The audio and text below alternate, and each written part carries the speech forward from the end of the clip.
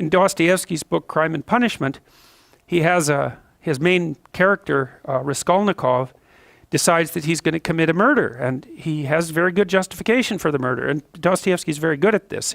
He puts his characters into very, very difficult moral situations and gives them full justification for pursuing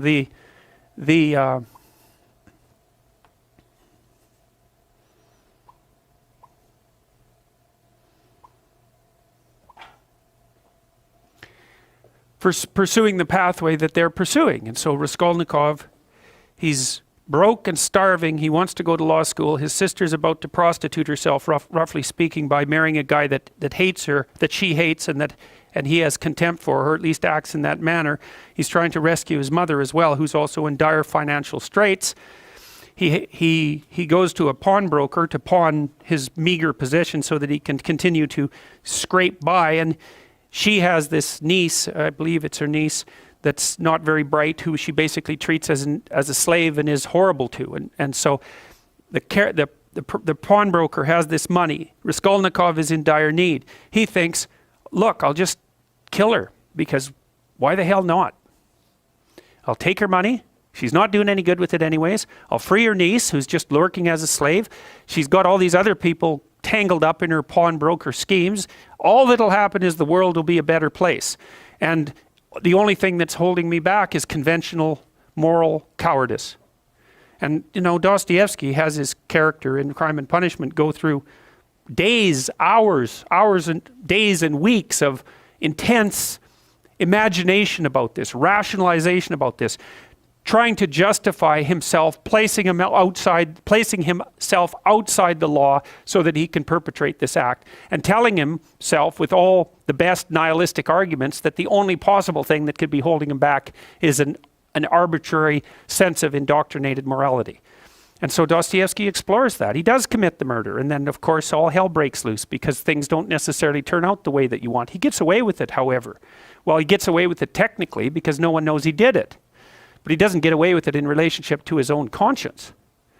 And so the rest of the book explores that. Well, Dostoevsky, I believe it was in Crime and Punishment, although he makes the same point in many of his books, he makes a very fundamental point. And this is the kind of point that I think that people who haven't investigated these matters down this particular literary and philosophical pathway never grapple with. Dostoevsky said straightforwardly, if there's no God, so if there's no higher value, let's say, if there's no transcendent value, then you can do whatever you want. And that's the question that he's investigating. And you see, this is why I have such frustration, say, with people like Sam Harris, the sort of radical atheists, because they seem to think that once human beings abandon their grounding in the transcendent, that the plausible way forward is with a kind of purist rationality that automatically attributes to other people equivalent value. It's like, I just don't understand that. They believe that that's the rational pathway. What the hell is irrational about me getting exactly what I want from every one of you whenever I want it at every possible second? Why is that irrational? And how possibly is that more irrational than us cooperating so we can both have a good time of it? I don't understand that. I mean, it's as if the psychopathic tendency is irrational. There's nothing irrational about it. It's pure naked self-interest. How is that irrational? I don't understand that. Where's the pathway from rationality to an egalitarian virtue?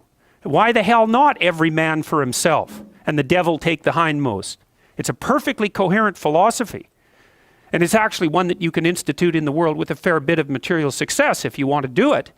So I don't see. To me, I think that the universe that people like Dawkins and Harris inhabit is so intensely conditioned by mythological presuppositions that they take for granted the ethic that emerges out of that as if it's just a given, a rational given. And this, of course, precisely not Nietzsche's observation as well as Dostoevsky's. That's Nietzsche's observation.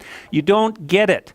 The ethic that you think is normative is a consequence of its nesting inside this tremendously lengthy history, much of which was expressed in mythological formulation. You wipe that out. You don't get to keep all the presuppositions and just assume that they're rationally axiomatic. To make a rational argument, you have to start with an initial proposition. Well, the proposition that underlies Western culture is that there's a transcendent morality. Now, you could say that's a transcendent morality instantiated in the figure of God. That's fine. You could even call that a personification of the morality. If you don't want to move into a metaphysical space, I'm not arguing for the existence of God.